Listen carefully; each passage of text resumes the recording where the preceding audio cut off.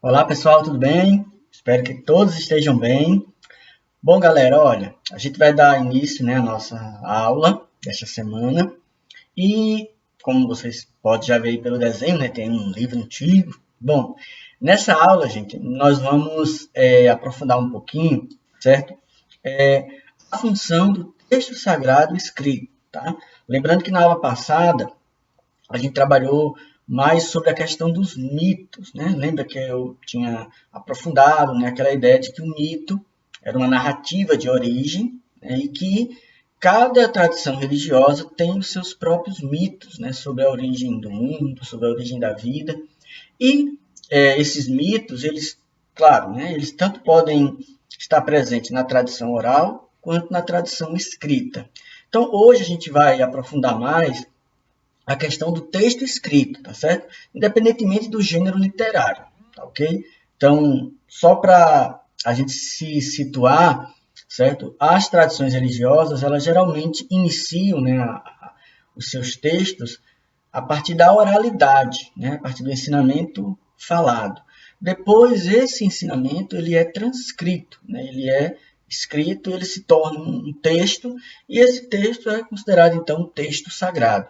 E ele se incorpora à própria tradição ali da organização religiosa, tá certo? Então, a gente vai entender um pouquinho o que é que faz, o que é que torna um texto sagrado e qual a função dele dentro dentro da tradição, da própria religião, certo? Então, uma coisa que eu acho interessante, sempre esse fundo aí meio parecendo tecido, porque o texto, ele é visto como um tecido. Depois lá na frente eu vou explicar melhor. Mas veja, qual a informação importante para a gente? Olha, desde o início dos tempos, o homem sempre procurou se comunicar e registrar o seu cotidiano, utilizando-se primeiramente dos desenhos, né? Então, os desenhos foram as primeiras formas que o ser humano criou para comunicar, aquilo que ele queria expressar, certo? Com o passar do tempo e o acúmulo de informações, a sociedade passa a utilizar registros escritos. Veja, essa figura aí, nós chamamos aí de hieróglifo, né? É um tipo de escrita antiga, muito comum no Egito, em que você usava figuras, desenhos, para expressar aquilo que você queria dizer. Claro que a gente olhando assim, parece um outro desenho aleatório, né? Tem um pato, né? Peixe, olho, pássaros, né? Figuras geométricas, mas isso para os egípcios se tornava uma maneira de comunicar o que eles queriam dizer. Né? Nesses escritos você tem contos, você tem mitos, orações. Né? Os estudiosos depois eles conseguiram traduzir esses símbolos e hoje nós conhecemos muita coisa da cultura antiga do Egito através desses registros que eles deixaram aí, né? Através desses hieróglifos. Né? Hoje em dia a gente usa muitos emojis, né? Parece muitos emojis, né? Aquelas carinhas, aqueles desenhozinhos, figurinhas. Às vezes a gente usa para mandar uma mensagem para alguém, para expressar o que a gente está sentindo, né? Só que antigamente isso era a única forma de escrita que havia, certo? Aquilo que eu estava dizendo, olha, o conjunto desses escritos é conhecido como texto, né? Segundo a etimologia, quer dizer, que é o significado da palavra, texto é um tecido, uma trama em que os elementos da língua, palavras, frases, unidades literárias e outros elementos estão organizados segundo funções estruturadas, que, como tais, produzem sentido. De uma maneira geral, a expressão texto designa um enunciado qualquer, oral ou escrito, longo ou breve, antigo ou moderno. Então, veja, a palavra texto significa tecido, né? Você está tecendo aí vários elementos da língua para formar um sentido. Claro que não é jogar palavras soltas, aí não seria um texto, né? Seria uma palavra. Né? Na hora que essas palavras se unem para formar um sentido, nós temos um texto. Né? E aí, claro, o texto pode ser uma frase, pode ser uma grande obra, pode ser algo simplesmente falado, algo escrito. Né? Aqui, essa figura, nós temos aí o que nós chamamos de escrita cuneiforme. Né? Também é uma escrita antiga, desenvolvida na Mesopotâmia, né, pelos sumérios, que também foi uma das primeiras formas escritas. Né? Não era, hoje a gente usa letras, né? Na época, a palavra cuneiforme se lembra cunhas, né? Eram lâminas que eles usavam para Você vê uma tábua, né, de argila, e eles usavam essas cunhas, né, essas lâminas, para criar esses símbolos, e cada um desses símbolos significa a palavra, significa algum elemento da realidade da natureza.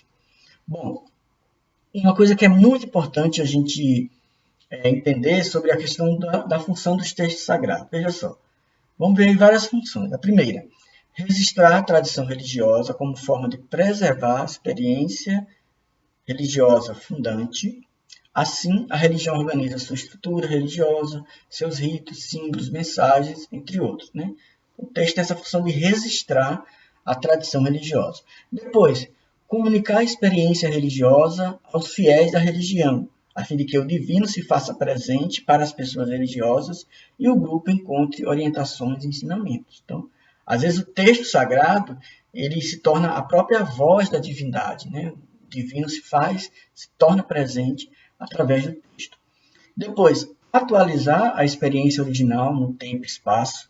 Afinal, independente do período, o texto sagrado mantém a mesma estrutura, sendo utilizado para orientar a vida do homem nos cultos e na educação religiosa. Então, geralmente os textos sagrados são antigos, né, mas eles não mudam, porque eles se tornam sempre atuais. Né? A gente não muda a forma, mas a mensagem deles é atualizada para os nossos dias. Depois, certificar por meio de escritos a experiência religiosa do mundo em todos os tempos. Né? Mas aí dá uma certificação dessa experiência. Bom, o que essa figurinha aí revela, na verdade, né, são várias palavras, né? Mas, né, aí não tem um texto, né? De fato, não tem um texto. São as palavras, né, fizeram uma pesquisa, são as palavras que mais são usadas nas homilias, né, ou nas reflexões dos evangelhos nas igrejas. Né? Então, quando o padre, o pastor vai fazer uma reflexão, as palavras que mais aparecem são essas aí, né? Claro, a que mais aparece é Jesus, depois Deus, Senhor, Cristo, fé, vida, né? Então, só para a gente entender como essas palavras estão dentro de um conjunto, né, de uma religião, que é a religião dos cristãos, né? E essas palavras vão ganhando vida, ganhando força aí entre os cristãos, tá bom? Depois, gente, veja, os textos sagrados escritos, para algumas tradições religiosas, são criados a partir da manifestação ou inspiração da divindade. Ou seja, o próprio divino se faz presente de alguma maneira para enviar a mensagem ao homem religioso. No entanto, é importante lembrar que alguns textos sagrados não nascem necessariamente sagrados, mas se tornam sagrados à medida que o grupo encontra, nos textos escritos, elementos que os unem em um mesmo ensinamento, apresentam valores comuns e auxiliam o homem religioso a experimentar a manifestação do sagrado. Né? E aí eu trago o exemplo, né, muito conhecido, o exemplo da sarça ardente, né? Aquele momento em que Moisés, né, se depara com uma planta que pega fogo, mas não se consome, e ele percebe que daquela planta vem a voz de Deus. Né? Então, os textos sagrados, elas são essas manifestações ou inspirações da divindade. Né? Então, Moisés, a partir daquela experiência que ele teve na sarça, né, depois ele escreveu os livros da Bíblia. Né? Então, veja que partiu primeiro da manifestação de Deus para depois vir o texto escrito. Certo? Também outra forma do texto se tornar sagrado é após a morte do líder. Como, por exemplo, após a morte do Buda, né, seus ensinamentos foram organizados e transformados em livros pelos seus seguidores. Os conteúdos encontrados nos textos sagrados são variados. É difícil descrever o que consiste cada um de forma geral. Por isso, na próxima aula, vamos conhecer alguns textos sagrados e um pouco dos seus ensinamentos. Então, na próxima aula, a gente vai conhecer um pouquinho, né, sobre alguns livros sagrados das religiões, tá certo? E a figurinha para indicar que Buda ensinando, né, depois dos ensinamentos dele, os seus ensinamentos se tornaram textos sagrados. Bom, galera, deixo aí a atividade, né, dessa semana. A primeira é simples, né, vocês vão fazer a relação da segunda coluna com a primeira, né, dizer aí o que é que significa cada uma dessas palavras. E a segunda atividade, a segunda questão, é pesquisar, certo? As religiões desse livro. Temos aí vários livros sagrados e vocês vão dizer, olha, qual é a religião de cada um desses livros. Você bota lá na internet que você vai encontrar, tá bom? Gente, um grande abraço, bons estudos e até a próxima, tá bom? Valeu!